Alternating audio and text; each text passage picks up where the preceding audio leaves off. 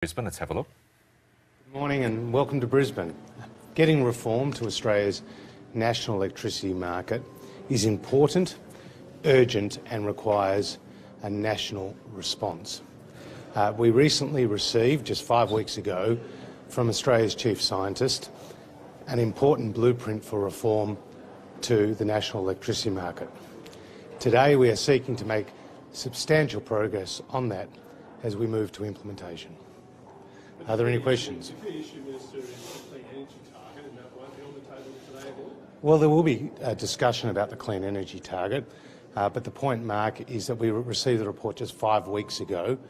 We need to get this right. Dr Finkel made it very clear that the clean energy target, if it was to be implemented, would be from 2020, so there is no rush. What is important is to get the policy right. What hope can you give consumers that your meeting today will lead to electricity prices either arresting in their climb or going down? Well, for example, one of the key policies of the Turnbull government is to abolish the rights of the networks, the poles and the wires companies, to appeal decisions of the Australian Energy Regulator. Now, recently, as a result of those appeals going forward, we saw an extra $6.5 billion of costs and electricity prices imposed on Australian households. That won't be possible going forward as a result of the Turnbull government's decision, which indeed has been supported now by the states. Also, we heard yesterday rejecting Craig Kelly's notion that renewable energies would lead to deaths, but the seniors organisations are deeply concerned about the rate of increase in electricity prices and older Australians' capacity to pay for them. They're looking for that supplement to be extended. What hope can you give them, senior Australians, that the government will support them in meeting these exponentially increasing electricity prices? Well, the Turnbull government has made that supplement available, $75 for individuals, $125 for couples, because we're aware the pressure of rising electricity prices is having on the household budget, particularly for those vulnerable Australians and those older Australians with particular tight budgets.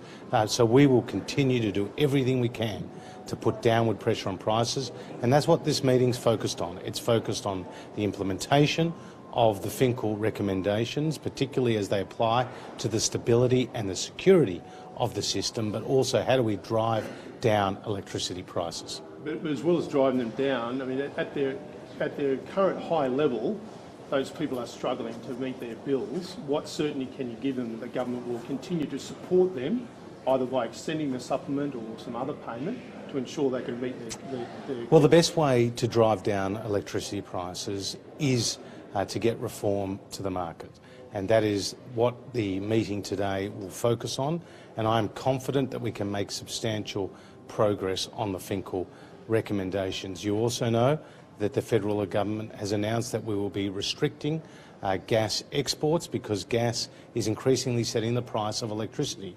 By doing that, we will ensure that electricity prices will be lower over time. Minister Frydenberg, are you worried that that the LNP backbench may force a pass of this Resolution 64, which will see them pushing the federal government to drop our link to the Paris Climate Accord? Well, the Turnbull government's position is unequivocal and clear. We signed up and ratified the Paris Agreement, one of more than 150 countries to do so. Our commitment of a 26 to 28% emissions reduction target by 2030 on 2005 levels is substantial and one we are committed to achieving. Just as we beat our first Kyoto target, we are on track to beat our 2020 target by 224 million tonnes, and I'm sure we will beat our 2030 target. So we're not pulling out of Paris, we're committed to it, and we're ensuring that we can reduce emissions in the most cost-effective way, ensuring that we never compromise the security and the affordability of our electricity system. Are you concerned that